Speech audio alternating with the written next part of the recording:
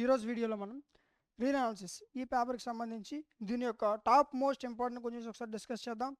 చూడండి, unit wise questions చూడడం జరిగింది, వీటిని ఖచ్చితంగా చదవాల్సిందే. Okay, next second unit. యూనిట్కి చాలా తక్కువ క్వశ్చన్స్ ఇచ్చాను, ఇంకా వీటిలోకి మీరు స్కిప్ చేయొద్దు.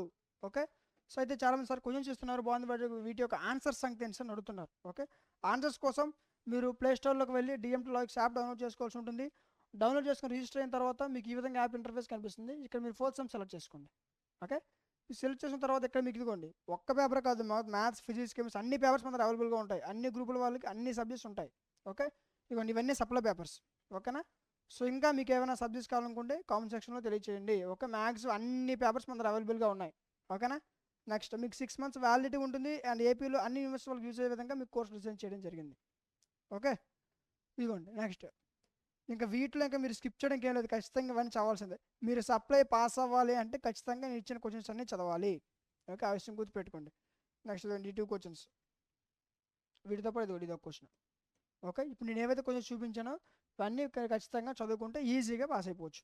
ఓకేనా, ఇంకా మీకు ఏమైనా సబ్జెక్ట్స్ కావాలనుకుంటే వాటి యొక్క నేమ్స్ కామెంట్ సెక్షన్లో తెలియచేయండి, ఖచ్చితంగా వాటిపైన వీడియో చేయడం జరుగుతుంది.